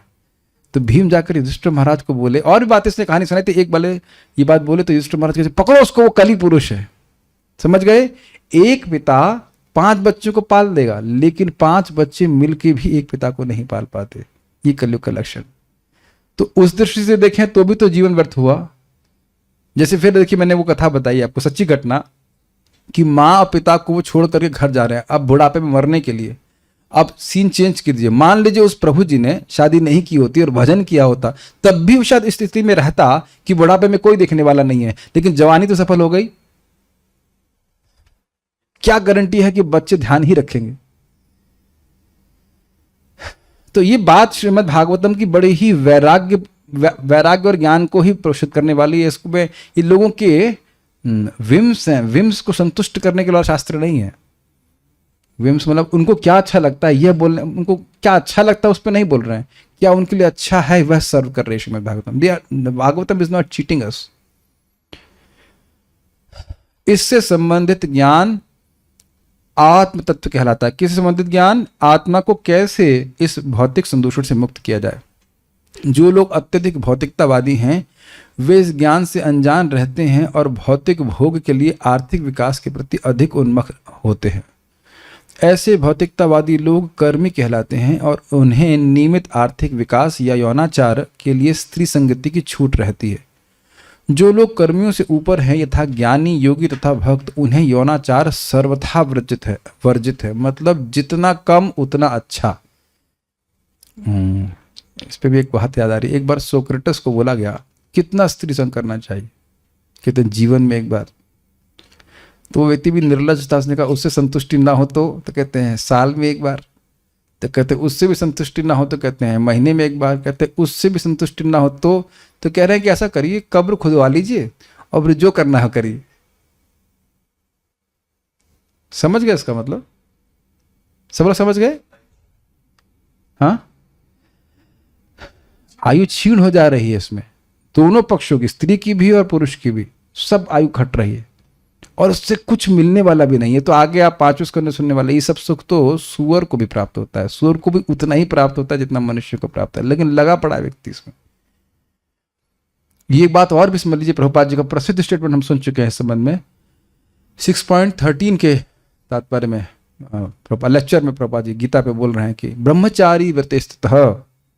तो जब बहुत व्यक्ति अत्यधिक भोगों में पड़ता है तो उसका ये दृढ़ संकल्प नहीं रह पाता कि मुझे भजन करना है। जस्ट मतलब चाहे स्त्री हो चाहे पुरुष हो, भोगों में बहुत प्रवृत्त है, स्पेशली इस प्रकार का भोग, तो उसमें व्यक्ति की उसकी can have you ever felt, एक उत्साह रहता है कि मैं जप करूंगा या मैं करूंगी या भगवान की प्राप्ति करूंगा। एक आप ऐसे कूदते नहीं हैं, लेकिन एक मन में भाव रहता है कि मैं प्राप्ति करूंगा। और कुछ लोग ऐसे ढीले से पड़े रहते हैं मानसिक रूप से, नहीं हम क्या जप कर सकते हैं क्या है। मैं एक भक्त को पूछ भी रहा था, भाई क्या हो गया, 16 माला सुबह नहीं कर सकते हैं? नहीं वो शाम को फिर कैसे करूंगा एक्स्ट्रा, नहीं आओ, वो अलग बहाने मार रहे थे, जो कुछ भी हो। लेकिन जब व्यक्ति ब्रह्मचर्य का पालन करता है, भक्ति करता है, तो उसका अपने आप उत्साह रहता है। ये स्त्रियों के लिए भी है, पुरुषों के लिए भी है। लेकिन भोग में पड़ना, आपने महसूस भी किया कि भोग पर पड़ते ही ऐसा लगता है कि अग्नि के ऊपर किसी ने पानी डाल दिया। जो उत्साह है भक्ति का वो डाउन हो जाता है। भक्ति तो चलिए जो है सो है, लेकिन उस भक्ति का उत्साह है वो डाउन हो जाता है। हर भक्त उस बात को समझ सकता है, इज इट नॉट? और आप शुद्ध जीवन जीते हैं तो आपको लगता है कि हाँ मैं भगवान की प्राप्ति करूंगा, और आगे बढ़ के प्राप्ति करते हैं। भोग में डूबा हुआ व्यक्ति क्या कभी भगवान को प्राप्त किया है? शास्त्र में तो नहीं, आप मुझे बता दीजिए अगर मैं कहीं गलत बोल रहा हूं। भोग में पड़ा हुआ व्यक्ति भगवान की प्राप्ति नहीं किया है। आप कहेंगे अजामिल, एक मिनट, अजामिल भगवान की प्राप्ति कब किया? जब भोग में पड़ा हुआ था कि जब भोग का परिहार किया था? सोहम यह यातयिष्यामि, मैं उस प्रकार का भजन करूंगा। उसके बाद वो अपने क्या कहते हैं, ग्रहणी तो नहीं कह सकते, स्त्री जो भी उसके पास नहीं गया, वैश्य के पास नहीं गया, ओके, आप लोग शायद अज्ञानी हैं, जूम के डिवोटीज के मालूम करेंगे। भोग में पड़ा हुआ व्यक्ति कौन भगवान को प्राप्त किया? एक हैं मुचकुंद महाराज जो सो रहे थे लेकिन भोग में नहीं पड़े थे। उनका तो पहले का वजन है, वो अलग बात है। तो वहां मंगल आरती भगवान ने उनके गुफा में कर दी, दैट्स अ डिफरेंट थिंग। लेकिन कुछ याद आ रहा है? हो सकता है हम कुछ गलत बोल रहे हैं। किसी का भी आप एग्जाम्पल लें, पुररवा का लें या किसी का भी लें, भोग में जब लगे हैं तब नहीं प्राप्त किए हैं, भोग छोड़ करके प्राप्त किए हैं। महान भक्तों की कृपा से हो सकता है। कौन एग्जाम्पल दीजिए? साउथ इंडिया के थे, वैश्य के पीछे आसक्ति थे, तो वैश्य के पीछे आसक्ति छोड़ करके भगवान प्राप्ति हुई ना। भगवान के दर्शन कराते तो आसक्ति छूट गई ना, ये कि उसके बाद भी साथ में रहे। धनुर्दास, ठीक है। जो चीज वेस्ट है में मिलेगी, मिल रही है, वह ईस्ट में जाके नहीं मिल सकती है। Make sense? कर्मी लोग तो ये लोग कई बार लोग बोलते हैं, प्रभुपाद जी से बोले यही कि if I don't have determination then Prabhupada said you are an animal then. तो डिटर्मिनेशन का उत्साह, निश्चय का कि मुझे भगवान की प्राप्ति करनी है, ये बहुत लाभकारी है। और प्रभुपाद से भी पूछा गया था, सेम प्रभुपाद से पूछा गया कितना स्त्री संग करना चाहिए, कितना पत्नी के संग करना चाहिए। कहते हैं 1 महीने में 1 बार, और वह भी संतान उत्पत्ति के लिए। तो कहते हैं बेटर अब छोड़ ही दे। कहते हैं दैट इज अ पॉइंट। ये प्रभुपाद जी की बहुत फेमस बातें हैं, दैट इज अ पॉइंट। और लोगों को ये सब बातें बड़ी ही रिवोल्टिंग लगती हैं, लेकिन वो समझ नहीं पा रहे हैं कि इससे कहीं उत्कृष्ट सुख है भगवान के भजन का, कहीं अधिक उत्कृष्ट सुख। प्रभुपाद जी बड़ा स्पष्ट बोलते हैं, बहुत तुमको आ सकती है, 24 घंटे कर सकते हो क्या तुम? ये लेक्चर में प्रभुपाद जी इस बात को बोल रहे हैं। नहीं, गुरु महाराज बोल रहे थे कि if sense gratification would have made people happy then the prostitutes must be most happy but they are most miserable. भोग करके कभी व्यक्ति को सुख नहीं मिलता। जो गीता में भगवान बोल रहे हैं वो सत्य है। क्या श्लोक है वो? मात्रा स्पर्शास्तु ना संस्पर्श, यही संस्पर्श जा भोगा दुख यो नय एवते आद्यंतवंत कौन्ते नतेषु रमते भूया। ये आती महाराज तो बोल ही चुके, कितने सारे उदाहरण है। ये बारंबार उदाहरण क्यों दिए जा रहे हैं? ताकि हम लोग जो भोग में आ सकते उसको त्यागें, भगवान के भजन में लगे। कर्मी लोग आत्म तत्व से बहुत कुछ विहीन होते हैं और इस तरह उनका जीवन बिना किसी आध्यात्मिक लाभ के बीत जाता है। और अगर ऐसे व्यक्ति को बताइए भी तो बोलेगा हाँ हाँ महाराज जी, हाँ हाँ सही, हाँ। अंदर क्या बोल रहा है? हाँ हाँ हाँ, आप सही कह रहे हैं, हाँ सही कह रहे हैं। Have you ever seen like this? यह मनुष्य जीवन न तो आर्थिक विकास के लिए कठिन श्रम करने के निमित्त है, न शुकरों कुकरों की भांति मैथुन में रत रहने के लिए है। मैंने पहले ही बोल दिया था कि सब बहुत हैवी तात्पर्य है। हमको जो मन में आ रहा है, हम जो सुने, हम सब बोलने वाले हैं। तो बड़ा भय लग रहा है कोई केस ना कर दे, लेकिन बहुत गंभीर बात प्रभुपाद कहते हैं। प्रभुपाद को बहुत डर लग रहा है बोले, मैं बोल रहा है लेकिन फिर भी प्रभुपाद जी कहते हैं देखो, सुअर यह भी भेद नहीं करता है कि बहन कौन और मां कौन। और आजकल मनुष्य इसी प्रकार की स्थिति को प्राप्त होता जा रहा है। आगे एक्सप्लेनेशन में दे नहीं सकता, लेकिन वैसे is how things are happening in this world now.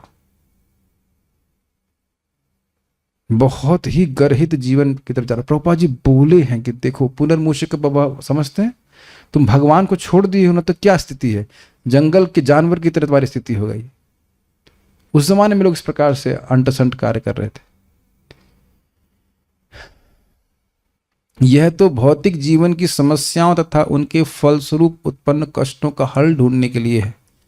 मतलब कि मनुष्य जीवन सोचे कैसे हम जन्म मृत्यु के चक्र से मुक्त हो जाएंगे। आप मेरे मुख से कुछ कठोर निकल रहा हो तो उसको सहन कर लीजिएगा। लेकिन सब श्लोक हैं ही इस प्रकार के। They are here to jolt us. Jolt समझते, कस के हिला दे। तब कभी कभी व्यक्ति जगता नहीं है, पगला हो जाता है, इसको हिला देता है कस, तब हाँ ये हिलाने वाले श्लोक है। तो मेरे मुख से कुछ कठोर निकल जा रहा है, उसको आप अपने हिसाब से ग्रहण कर लीजिएगा। इस तरह कर्मी जीवन रात्रि को सोकर तथा मैथुन में रत रहकर और दिन को संपत्ति संग्रह करने के लिए कठिन श्रम करके बिता देते हैं। ऐसा करके वे भौतिकतावादी जीवन के स्तर को ऊंचा उठाने का प्रयास करते हैं। लेकिन इसमें मैं क्या कहा करता हूं, देखिए, lower class, middle class and upper class, and they are doing things animal class, eating, mating, sleeping and defending. खाना जमीन पर बैठ के खाते हैं और डाइनिंग टेबल बैठ के खाते हैं। कहाँ अच्छा लगता है?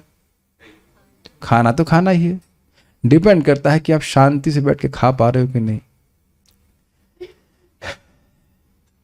बल्कि आप ये भी देखे होंगे, आप सब लोग देखे हैं कि नहीं, सिंपल जमीन पे बैठ करके बढ़िया सा 2 आइटम प्रसाद मिल जाए, शांति से खाते हैं कि नहीं। आप लोग का अनुभव होगा, वहां पे गए थे ना हम लोग, चिंता हरण महादेव गए हैं आप लोग हमारे साथ में, सब लोग जमीन में बैठे, सिंपल सब लोग को प्रसाद दिया गया, कितने शांति से व्यक्ति बैठ के प्रसाद पाता है। वो कभी डायन सुख नहीं दे सकती है, आई मीन टू से डाइनिंग टेबल। अच्छा एक बात बताइए, क्या ये मेरा ड्राइंग रूम नहीं है जिसमें कोई सोफा नहीं है, बस बड़ा साउंड सिस्टम है, उस पर हम बोलते जा रहे हैं, और आप ये अनुभव करते हैं, करिए अगली बार कभी जाएं, किसी कर्मी व्यक्ति के जाएं और उसके ड्राइंग रूम में बैठेंगे तो बात करने के लिए कुछ नहीं है, केवल देखने के लिए वस्तु है। Have you noticed? ये मैं तो कर्मी जीवन में देखा कि ये सजा दिया, वो सजा दिया, लेकिन बात करने के लिए कुछ नहीं है। बेटा तुम्हारे नंबर कितने आए, तुम्हारा नाम क्या है, ऐसे करके बात खत्म। और आप लोग सोच ही रहे होंगे कि हाँ फ्यूचर में क्या प्लान है इत्यादि इत्यादि, सब खत्म हो जाती बात, और बात सब इन्हीं सब विषयों में चली जाएगी जिसे यहाँ पे लिखा गया। ऐसा करके भी भौतिकतावादी जीवन के स्तर को ऊंचा उठाने का प्रयास करते हैं, लेकिन ऊंचा उठता नहीं है। यहां पर भौतिकतावादी जीवन का सारांश रूप में वर्णन हुआ है, और अगले श्लोक में बताया गया है कि किस तरह लोग मनुष्य जीवन के वरदान को मूर्खतापूर्वक नष्ट करते हैं। जिस मनुष्य जीवन के द्वारा व्यक्ति भगवान की प्राप्ति कर सकता है उसको नष्ट करते, उसको हम कल सुनेंगे। तो हमको ये श्लोक बहुत अच्छा लगा था।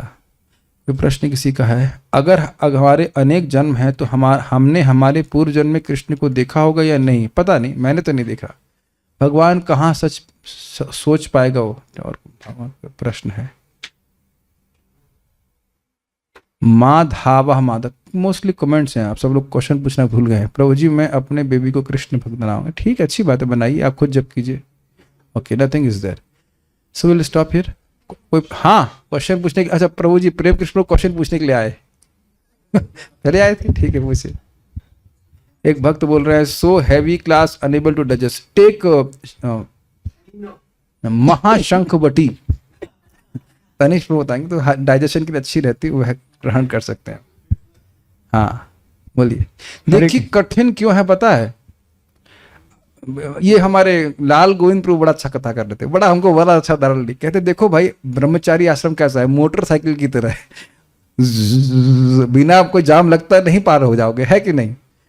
लेकिन गृहस्थी कैसी है, कार की तरह। तो इधर के चक्के में अगर पंचर होगा तो गाड़ी आगे नहीं बढ़ेगी। तो पति और पत्नी दोनों अगर भक्ति के लिए गियर्ड हैं तो कठिनाई नहीं है।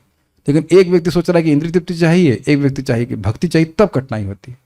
मैं उदाहरण दे चुका हूँ, क्या नाम है उनका, संकर्षण प्रभु का। वो ना कोई संतान उत्पन्न, कभी वह स्त्री संग किए ही नहीं। पूरा बलराम हॉल में क्लास हो रही थी, और and then I can see why he is so pure. आप लोग देखा नहीं कभी संकर्षण प्रभु का? प्रभुपाद जी के शिष्य हैं, क्या चेहरे पे तेज है और प्योरिटी एकदम क्लियर दिखाई पड़ती है। प्रभुपाद जी उनको लिखे, पता है क्या लिखे प्रभुपाद जी? उनको सब याद रहता है बड़ी तेजी से। प्रभुपाद उनको लेटर में लिखे दीक्षा के बाद कि अब तुम्हारा दायित्व है कि तुम अपने को इतना योग्य बनाओ कि तुम कृष्ण को साक्षात देख सको। प्रभुपाद जी साक्षात उनको लेटर में लिखे, और कई हजारों लोगों को वह गीता भगवान का ज्ञान दे रहे हैं। रियली बहुत उत्साहित भक्त है। आप कब लोग आइएगा तो आते हैं तो आप लोग जरूर उनका दर्शन कीजिए। जब भी मैं उनको देखता हूँ उनकी बात वही मुझे याद आती है। हम लोग तो ये प्रश्न कर रहे थे कि भाई शादी किए ही क्यों फिर ये, it may be just because माता जी is helping him like that. बहुत सारे ऐसे गोपी प्रवर्धन प्रभु शरीर छून का छूट गया, एकदम पूरा भागवत में डूबे हुए। हमारे मुकुंदत प्रभु प्रॉपर डिसाइपल, देखिए यू कैन डायरेक्टली सी कि his life is like zero sense gratification. नहीं यार, अरे माधव प्रभु को देख लो कितना अच्छे से भक्ति कर रहे हैं। तो ऐसा तो नहीं है कि भोग में पड़े हुए व्यक्ति को आप तुरंत देख सकते हो कि भाई उसकी न वाणी में दम है ना उसका भक्ति का उत्साह, कुछ नहीं रहे। यस प्रभु कुछ कहना चाह रहे थे? हरे कृष्ण प्रभु जी। हाँ मुझे बहुत डाउट होता है मुझ पे। हाँ बात तो मुझे भी अपने बहुत डाउट होता है। बोलिए। शास्त्र की एक बात पे डाउट होता है प्रभु जी, कि लोग जैसे बोलते हैं कि गृहस्थ आश्रम में धीरे धीरे व्यक्ति प्रगति करेगा। तो कैसे प्रगति करेगा व्यक्ति जब कोई गृहस्थ आश्रम स्वीकार करेगा? तो एक तरफ बोला जाता है कि स्त्री संग नहीं करे, एक बार करे जीवन में या ना करे, और जब करेगा व्यक्ति तो उसका समय निकल जाएगा, फिर बुढ़ापा आ जाएगा, उसका भक्ति करेगा, तो प्रगति के चांस कम मिलता है उसको। मैंने आपको अभी बताया ना, देखिए भगवान गीता में क्या बोलते हैं, धर्म अविदिद्धो भूतेषु कामोस्मि भरतर्षभ। अगर अब गृहस्थी में भी है तो इसका अर्थ यह नहीं कि सुबह मंगल आरती का सारा जिम्मा ब्रह्मचारियों के लिए ही है। स्वयं मंगल आरती के लिए उठे, जप करें, परिवार में जो भी बच्चे होते हैं वे भी भगवान की भक्ति करें। प्रभुपाद बड़ा स्पष्ट बता रहे हैं, सुबह अगर जप करने के लिए श्रीमद् भागवतम या भगवद गीता का अध्ययन करने के लिए बिताता है और शाम को भी इस प्रकार से बिताता है तो गृहस्थ आश्रम छोड़ने की जरूरत नहीं है। भगवद गीता 13वां अध्याय, तात्पर्य रामकृष्ण प्रभु ढूंढ के बताएंगे हम। Okay, tomorrow your teachers, yes, पढ़े होंगे तात्पर्य। अब इसका मतलब ये नहीं कि अंत तक छोड़ने का जरूरत नहीं है, क्योंकि यह भी देखो हर जगह पढ़ना होगा। तीसरे स्कंद में आप पढ़ेंगे, कर्दम मुनि के बेटे कौन है? कपिल देव, बॉलर नहीं भगवान कपिल देव। फिर भी वह घर छोड़ करके संन्यास लिए हैं, तो वह भी बात है। लेकिन गृहस्थी में कैसे रहना, ये बताइए कि युधिष्ठिर महाराज गृहस्थी में नहीं है क्या? क्या नाम है इनका? अम्बरीश महाराज नहीं है, ठीक है, लेकिन सभी को भगवान की भक्ति में लगा के रख चलना चाहिए, ये बात रहती। अब एक प्रश्न होगा, क्या भक्ति में लगाने के लिए शादी करते हैं? देखिए, ये एक बहुत अच्छी बात, मैं इसका बैलेंस उत्तर देना चाहता हूं। हर जीव पूर्व अपने जीवन से चल रहा है। कुछ लोगों का ब्रह्मचारी का संस्कार होता है, वो भक्ति में ना भी आए, उनको शादी करने की इच्छा नहीं होती, चाहे लड़का हो चाहे लड़कियां, तो प्राय नहीं करते हैं, लेकिन लड़के लोग ऐसे होते हैं कि भक्ति में ना भी हों तो भी उनकी शादी करने की इच्छा नहीं होती, और जो भक्ति में आ जाते हैं तो उसे कंटिन्यू करने लगते हैं। और सामान्यतः सभी लड़कों की ये इच्छा होती है कि हम शादी करेंगे, तो आप अगर उनको जबरदस्ती उसमें लागेंगे ब्रह्मचारी आश्रम में, वो नहीं रह पाएंगे। उनको एक मतलब समझ रहे ना, एक इमोशनल बैकअप चाहिए होता है। Make sense to you? Maybe not make sense to you because that's a different setup. हर एक का इंजन अलग अलग है। इसके लिए किसी इंजन, समझ गए ना, सबका अलग अलग सेटअप है। इसके लिए प्रभुपाद जी बोले ना, आप हम भागवत में पढ़े थे ना, all the man must be married, पढ़े थे कि नहीं? बल्कि 24 साल में लड़का की उम्र होनी चाहिए और लड़की की उम्र 16 साल, ऐसा बताया गया था। चलो अभी लॉ यहाँ का अलग है, तो 18 मान के चलिए, 18 और 26 कर लीजिए जो भी। इससे वो स्टेबल होकर के भगवान की भक्ति कर पाते, लेकिन वो भगवान की भक्ति करने की ट्रेनिंग होनी चाहिए दोनों की। तो एक समाज को अगर आप पूरी तरह से देखेंगे, सभी के लिए भक्ति अगर है, तो ऐसा नहीं कि वो अनियमित भोग करके भगवान की भक्ति कर रहे हैं। I hope you are able to understand. आप ये ऐसे नहीं कह सकते कि सभी को ब्रह्मचारी का नैष्टिक ब्रह्मचारी रह पाएंगे, ये उनकी खुद की चॉइस रहती। लेकिन फिर मैं रिपीट कर रहा हूं, शादी करो चाहे कुछ भी करो, लेकिन धर्म छोड़ करके, भक्ति छोड़ करके भगवान विष्णु को भूल ना जाएं, कंडू ऋषि की तरह कि आज 900 साल बीत गए, आज गायत्री नहीं किया। ऐसा करने के लिए शास्त्र नहीं बोल रहा। Does that make sense? आपने सुना नहीं महाराज का प्रवचन अभी जो गृहस्थी धर्म के बारे में हो रहा था? अभी परम पूज्य वृंदावन चंद्र महाराज बोले ना, कर्ता भन की भावना को त्यागे और भगवान के बारे में नियमित रूप से श्रवण करे तो गृहस्थ भी पाल हो जाएंगे। और महाप्रभु से पूछा गया तो क्या बताए? असत संग त्याग करो, गलत लोगों का संग नहीं करो, और भगवान के नाम का क्षमा कीजिएगा, भगवान के नाम का संकीर्तन और वैष्णवों की सेवा, ये 2 कार्य उन्होंने गृहस्थों को बताए। और अभी पार्थ प्रभु ने बताया था ना, किसने बताया था? धनुर्धर के, आपने बोला था ना, धनुर्दास इतने प्रिय हो गए, ऐसे वो वेश्या में आसक्त थे, लेकिन जब रामानुजाचार्य जी उठ करके गोदावरी से स्नान करके बाहर निकलते तो वह हाथ पकड़ के उनको उठाते। आगे जाके बात और कथा सुने ही होंगे। तो इसलिए वैराग्य केवल बात बोली जाए गृहस्थ ब्रह्मचारियों की में ही हो, ऐसा नहीं कहा सकता। वैराग्य व्यक्ति के आश्रम पर डिपेंड नहीं करता है।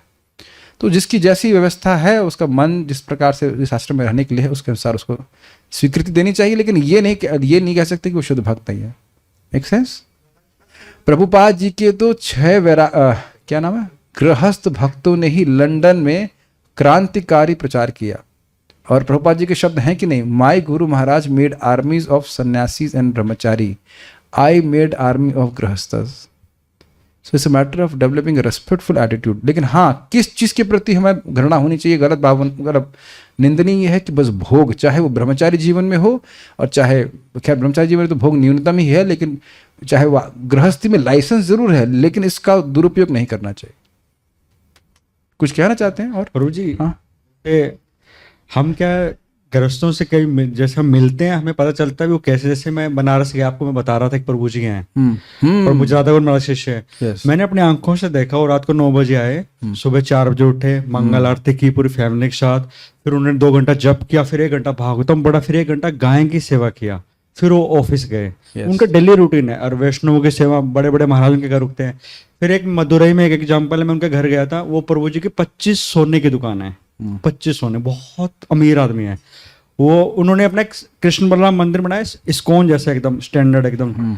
वो प्रभु जी ब्रह्मचर्य आश्रम में अभी भी चटाई बेस होते हैं, उनका इतना बड़ा बंगला है, सब कुछ है। वो कह रहे मेरे को अच्छा लगता है, और मतलब प्रसाद, बहुत सारी सेवा करते हैं। तो बहुत सारे एग्जाम्पल है, हम देखते नहीं है, तो इसका मतलब ये नहीं है अभी गृहस्थ सारे। फिर से समझिए मेरी बात कि गृहस्थ भोग में पड़ा हुआ वो निंदनीय है, उसकी आयु व्यर्थ जा रही है।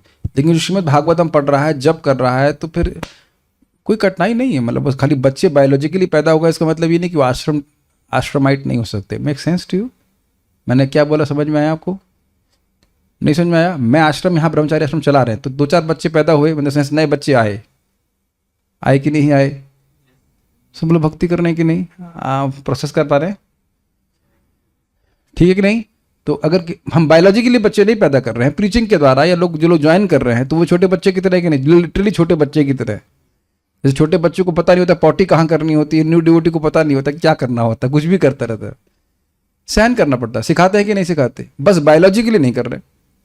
तो जो बायोलॉजिकल बच्चे होते हैं फिर उनको भक्ति क्यों नहीं कराई जाए? आप मेरी लॉजिक समझ रहे हैं? तो जो व्यक्ति गृहस्थी में जा रहा है वो भगवान की भक्ति करे, खुद भक्ति करे, और बच्चों को करे। एक बात जी हमको बोले, हमारा लड़का, हमको हम बोले हैं कि आपकी क्लास में आए, वो खुद कभी नहीं आती, तो कभी लड़का कैसे आएगा बताओ? आप स्वयं आओगे तब तो बच्चा आएगा। आप कह रहे हो कि मेरे लिए बहुत अधिक महत्वपूर्ण है और कार्य, इसलिए भागवत नहीं आ सकते, तो बच्चे को क्यों भेज देंगे? बच्चा कैसे आने वाला है? मैं कभी किसी को शिक्षा देता हूं तो बिल्कुल पिताजी की तरह देने का प्रयास करता हूं। पहले मैं देखता हूं कि क्या मैं कर पा रहा हूं। जब मैं नहीं कर पा रहा तो मैं सामने वाले को दूंगा क्यों? और अगर दूंगा भी तो वो सुनेगा क्या? ये समझ लीजिएगा, हम स्वयं नहीं कर पा रहे हैं तो दूसरे को नहीं बोल सकेंगे, और अगर बोल भी देंगे तो वो सुनेगा नहीं। Make sense? तो गृहस्थी में रहकर माता पिता भगवान की भक्ति कर रहे। प्रभुपाद जी अपने पिताजी को प्योर डिवोटी बोले हैं कि नहीं? कहां बताइए, कहां? कृष्णा बुक में शुरुआत पे। वो सिंपल कपड़ा बेचने वाले थे। सी ठीक है, तो ये एक बैलेंस्ड मिलना चाहिए। और कुछ कहना चाहते हैं? हाँ, वैराग्य प्राप्त करने के लिए भोग करना जरूरी है? नहीं, वैराग्य प्राप्त करने के लिए भोग करना जरूरी नहीं है। लेकिन दूसरी बात यह भी कि गृहस्थी के अगर दूसरे एंगल से देखा जाए तो दुख को अनुभव भी करना होता है व्यक्ति को। दुख नहीं होता है तो क्यूरियोसिटी बनी रहती है। और बार बार समझिए, भोग है उसमें, लेकिन अगर किसी की भोग की इच्छा है तो क्या आप दबा देंगे? और आप मान लो कितना भी बोल लीजिए, क्या वो आपका मतलब हम कितना भी बोल लें तो क्या सब लोग मान जाएंगे? ये बात हमको समझनी होगी कि वेद, भागवत, ये एक बहुत बड़े सभी जीवों को अपने अखबार समझते हैं। अखबार मतलब गोद में लेकर के उनकी प्रगति कराना चाहता है। ये आप शायद ध्यान नहीं दिए। आत्मा किस प्रकार से विलग हो सके पदार्थ से, ये वेद का उद्देश्य है। पढ़ा था कि नहीं अभी आपने? तो अब उसकी जो स्थिति है उससे वो कैसे डेवलप कर सके। मैं उदाहरण पहले दे चुका हूं कि देखिए हमारे इलाज में जो तनिष्ठ प्रभु कर रहे हो, कहते हैं कि आप जल्दी ठीक होना चाहते हो तो फ्रूट्स पे आ जाओ। हमने कहा हम ठीक होना ही नहीं चाहते, हम नहीं कर सकेंगे ऐसा। तो कहते ठीक है दाल रोटी खा लोगे? हमने कहा हाँ दाल रोटी खा के रह सकते हैं। Does that make sense? सबसे अच्छी उनकी एडवाइस ये है कि मैं फ्रूट्स पे रह जाऊं, लेकिन हम ऐसा नहीं कर सकते। तो सबसे अच्छा तो अच्छा है कि कभी शादी करे ही नहीं, सबसे अच्छा है। लेकिन ऐसा लोग करेंगे नहीं, क्योंकि हमसे नहीं हो सकता। ठीक है, जब हो ही नहीं सकेगा वो छोड़ देगा, तो कम से कम जहां पे है वहां से शुरू करे ना। Make sense? ठीक है, ये सोसाइटी है, मठ नहीं है। Okay, will stop here. Grihasthi is equals to tractor. I don't know, I have never heard this. Srila Prabhupada की जय, श्रीमद् भागवतम की जय, निताय गौर प्रेमानंदे। एक